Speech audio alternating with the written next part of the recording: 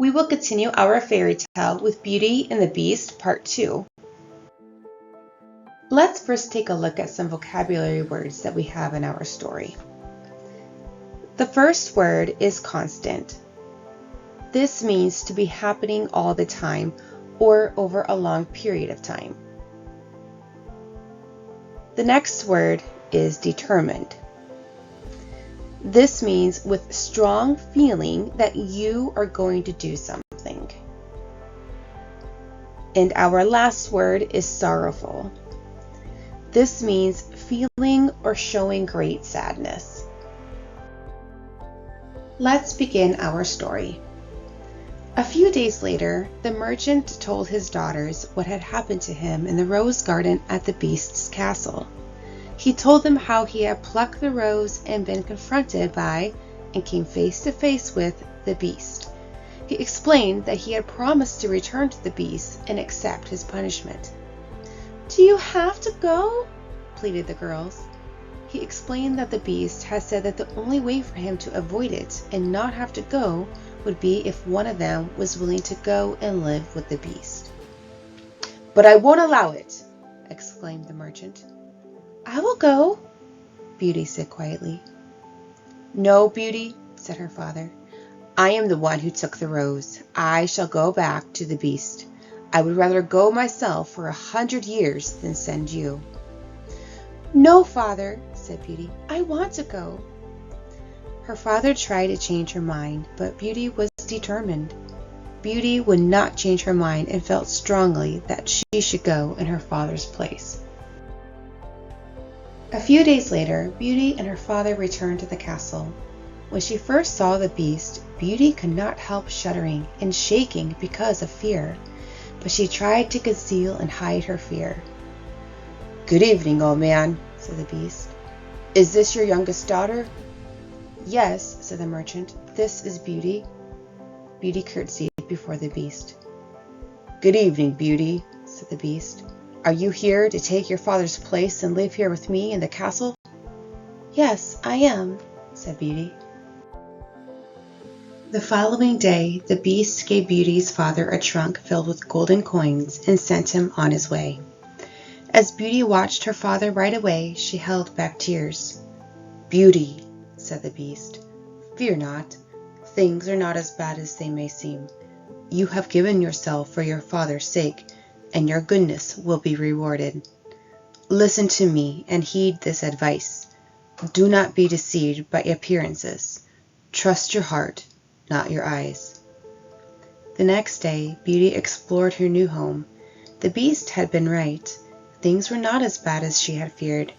The palace was actually quite lovely. She found a huge library filled with books she had always wanted to read. She went for a walk in the lovely gardens where songbirds chirped her favorite tunes or songs. When it was time for dinner, Beauty was greeted by a staff of pleasant servants who prepared none other than her favorite meal. "Good evening, Beauty," said the Beast. Beauty was still startled and a little scared by the Beast's appearance, but the more time she spent with him, the more she found that he treated her with kindness and courtesy and good manners. He pulled out her chair and sat next to her at dinner. He listened to her stories about her family and spoke kindly to her while they dined. The dinner turned out to be less painful than Beauty had imagined. When it was over and it was time to say goodnight, though, the Beast turned to Beauty and asked, "Do you love me, Beauty? Will you marry me?" Beauty did not know what to say. She was afraid that the Beast would be upset if she declined or said no. Seeing this, the Beast said, "Say yes or no without fear." Trusting his words, Beauty replied, "No, thank you," as gently as she could. "Very well," said the Beast. "Good night, then." After that, every night was much the same. Beauty dined with the Beast, and the Beast treated her with great kindness. She even began to enjoy his conversation. Little by little, Beauty got used to the way he looked. Despite his appearance, Beauty found the Beast polite, and his courtesy and elegant manners put her fears to rest. But when the meal was over and it was time to say goodnight, The beast always turned to her and asked, "Do you love me, Beauty? Will you marry me?" Although she cared for him more and more with each passing day, Beauty always felt that as hard as it was, the only answer she could give him was, "No, thank you." One night, the beast noticed a sorrowful look on Beauty's face. "Beauty," he said, "I cannot bear to see you unhappy. What is the matter?" "Oh," she said, wiping a tear, "I am just sad because I miss my family." She paused. "Especially my father. He is getting older, and if his health is failing, I worry that he may need me. If only I could see him, just to make sure that he is well." "But, Beauty," said the beast, "if you leave me, I fear that I will never see you again, and I will be alone forever." "Dear beast," said Beauty softly, "I do not want to leave you. I would be very sad if I could not see you again. But I long to see my father. I really, really miss him. If you will let me go for 1 month, I promise to come back and stay with you for the rest of my life." "Very well," sighed the beast, "but remember your promise.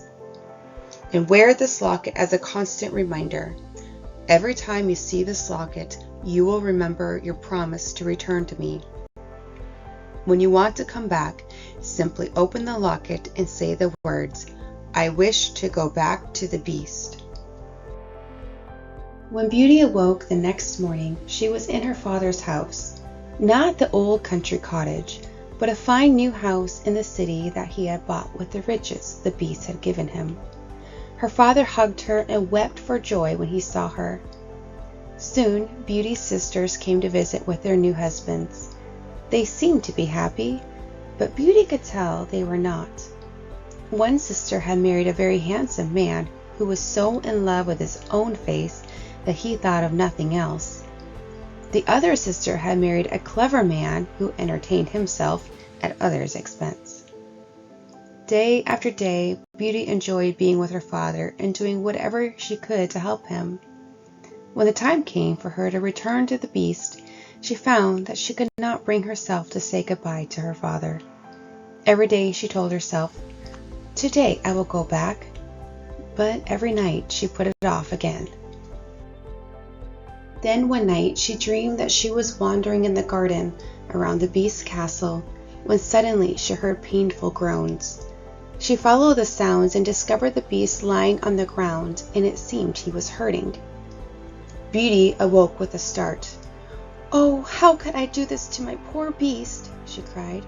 "It does not matter that he is not handsome. Why have I been refusing to marry him? I would be happier with him than with someone like my sisters have married. The beast is honest and good, and that matters more than anything else." She opened the locket hanging around her neck and said firmly, "I wish to go back to the beast." In an instant she found herself at the palace, but where was the beast? Beauty ran through the rooms of the castle, calling for the beast. There was no answer. Then she remembered her dream. She ran to the garden, and there she found the beast stretched out on the ground. Beauty cried, "Oh no, he is—" She couldn't bring herself to finish the sentence. "It is all my fault." She fell to the ground and took him in her arms. Beast lay still as Beauty's tears fell upon his face. Then he slowly opened his eyes. "Oh, Beast," Beauty sobbed, "how you frightened me! Thank goodness you are still alive. I never knew how much I loved you until now, when I feared it was too late." In a faint voice, Beast said, "Beauty, I was dying because I thought you had forgotten your promise, but you have come back. Can you really love such a dreadful and fearsome creature as I am?" "Yes," said Beauty, "I do love you." Then once again the beast asked, "Beauty, will you marry me?" "Yes," she answered. "Yes, Beast, I will marry you." Before she finished speaking, a flash of light beamed around her.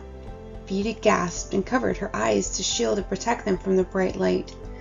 When she opened her eyes again, she no longer saw the fearsome beast. but there, lying at her feet, was a handsome prince. "What has happened to my beast?" she asked the stranger. Then Beauty noticed that there was something familiar, something she knew about the stranger's eyes, like she had seen those eyes before. "I was the beast," said the prince. "A fairy put a spell on me and changed me into a beast until someone would agree to marry me. You are the only one who has been good enough to see past my appearance and into my heart."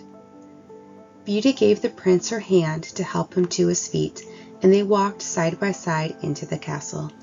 They were married the very next day, with Beauty's whole family there to help celebrate, and they lived happily ever after. Let's take a look at the different fairy tale elements that we found in our story Beauty and the Beast. First of all, did we have any royal characters? Yes, the Beast was a prince. And did we have any magical characters? I'm going to put yes, and that is because at the very end of the story it does talk about how a fairy changed the prince into a beast. So if you want to include that, you can. Does our story have magical events? Yes, it does. She has a locket that was given to her by the beast that allows her to come right back to the beast when she's ready. Also, another magical event is that the beast turned back into a prince. Does our story have a once upon a time type of beginning? Yes, our story starts out with once upon a time. And lastly, does our story have a happily ever after type of ending? And yes, it does. It ends with it saying, "And they lived happily ever after." Here are some discussion questions. Feel free to pause the video to allow time to think and discuss. How do you know this part of the story is a fairy tale? What happens in the story that could not happen in real life? How come Beauty could go back to see her father?